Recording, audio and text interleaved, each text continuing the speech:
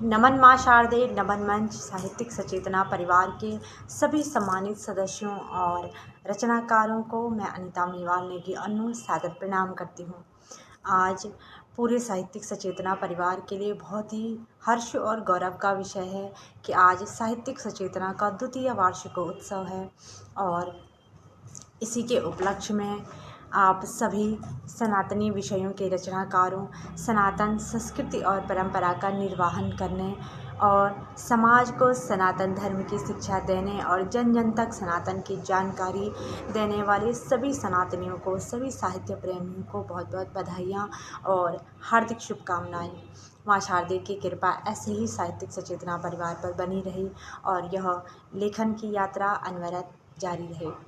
साहित्यिक सचेतना के स्वास्तिक पत्रिका विमोचन के सुअवसर पर आदरणीय नरेंद्र सर जी और प्रीति डिमरी मैम जी ने सचेतना सफ़र में शामिल कर मुझे भी आप सभी कलमकारों से मिलने का अवसर प्रदान किया और इस काव्य गोष्ठी पर मुझे आप सभी सनातन प्रेमियों की, साहित्यकारों की सनातनी हृदय स्पर्शी और ज्ञानवर्धक रचनाओं को सुनने और पढ़ने का सौभाग्य प्राप्त हुआ। आपके सम्मुख अपनी रचना पढ़ने का सौभाग्य प्राप्त हुआ, जिसके लिए मैं मैम और सर का सहृदय धन्यवाद करती हूँ। साहित्यिक सचेतना से जुड़ने के बाद मुझे भी भारतीय चिर पुरातन एवं नित्य नूतन अद्वैत दर्शन पर आधारित वैदिक सनातन सत सिद्धांतों द्वारा आलोकित विषयों पर रचनाओं को पढ़ने, लिखने और सुनने का सौभाग्य प्राप्त हुआ और मैं भी हर दिन एक नया सृजन करने लगी।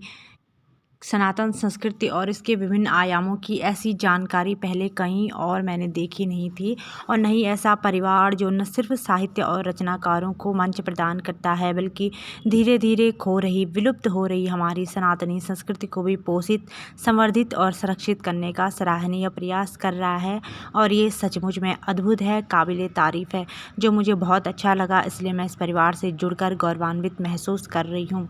ग्रुप का संचालन काबिले तारीफ़ है, सब कुछ सिस्टमेटिक होता है, जो भी ग्रुप में आता है ज्ञानवर्धक और प्रेरणादायक होता है। हर दिन नया विषय, नई चुनौती, अलग अलग विधा का जो चैलेंज होता है वो लेखक को एक नए जोश और उत्साह से लिखने के लिए प्रेरित करता है। हर दिन एक नया सृजन करने का अवसर मिलता है और उसके बाद विवेचक द्वारा सभी रचनाओं की विवेचना की जाती है, परिणाम घोषित किए जाते हैं, विजेता घोषित किए जाते हैं और अगले दिन फिर से लिखने की इच्छा शक्ति सुदृढ़ होती है। रचनाओं को सभी साहित्य प्रेमियों द्वारा स्नेह प्रेम मिलता है। इतना पारितोषिक पाकर लेखक की कल्पनाओं और हौसलों के पंखों को उड़ान मिलती।